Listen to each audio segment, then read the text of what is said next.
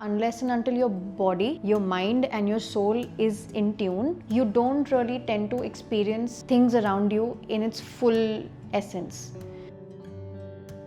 My name is Sagarika. I am an architect. I've been working for some time as a designer, but on the side I'm also a certified lifestyle coach. In the past, what had happened is that all these methods of calming myself down hasn't really worked very well with me, where I would want to, people say that lifting really helps, it calms you down, it gives you this release of endorphins and dopamine, and then it makes you feel really energetic and everything. But then what I realized is that after doing it for some time, because it's a part of your lifestyle, it doesn't anymore really help with your mind. So then I dabbled into a few therapists, seeing that if something works out for me, talking to them. I remember one of the therapists I way back in time went to.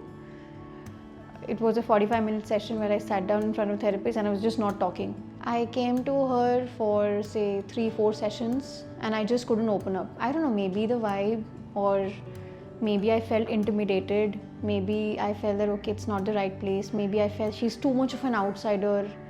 What if she judges me? So I don't know, something did not feel nice. Went to another therapist. She was pretty costly, very costly for my budget.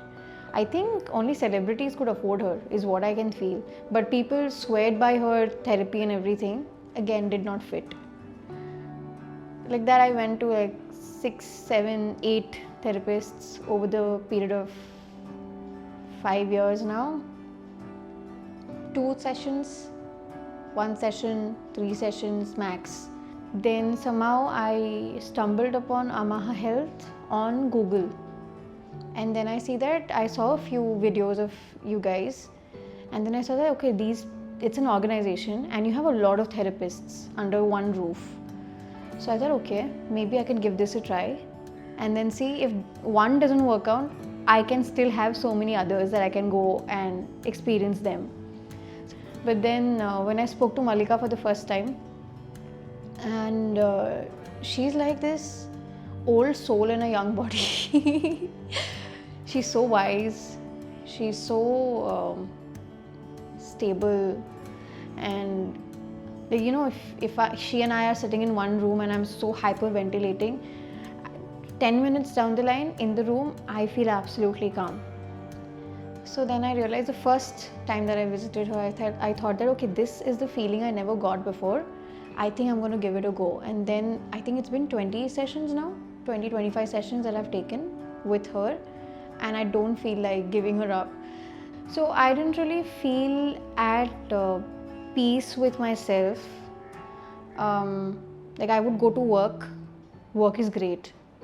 I'm driven, my bosses like me. But then somehow I felt that when I come back home, I don't feel enough. I feel that something is just not working well with me. Surroundings are such where people around you make you feel that you could do better. I have a younger sibling, so you have this elder daughter syndrome thing where you are supposed to always have solutions for everything. Perennial feeling of crying, but you just can't cry. That you have this cry up till here, leveled up till here, but you just can't cry. It's pressuring your chest, but you can't let it out. You don't even know what is making you feel like this intense feeling, intense urge of crying. I have a best friend.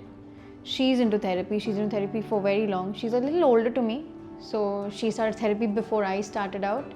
She would tell me that this is what I learned today in therapy, that is what I learned today in therapy.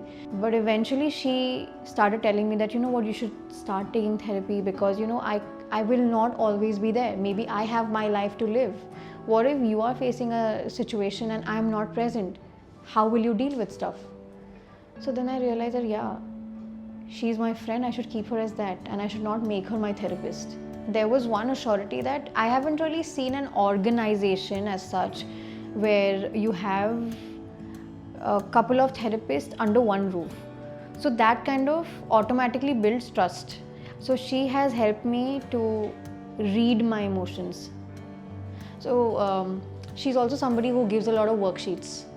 Like she would give you links, she would give you whatever relevant topics we are talking on, something related to that subject she would give me. Like she gave me an emotional wheel.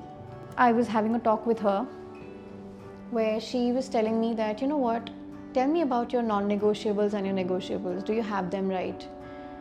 And I stared blank at her. I was like, what? An entire week or 10 days went by and then we sat again. I got my non-negotiables, I got my negotiables, and then we realized that I had not abided by my non-negotiable. I was so overwhelmed. I told her that now what should I do? It's become a negotiable. And then she just told me, it's okay. It's your life. You have the power. You can take it back from a negotiable to a non-negotiable and nobody's going to tell you anything about it. You have the power to do that. And when she said that, staring straight in my eyes with that confidence, saying that you have the power, and then I started crying again. I was like, wow, what happened? It felt like she's giving me the reins of my life to my hand, saying that, you know what, this is your life. You do what you please, and nobody else has the right to do anything whatsoever.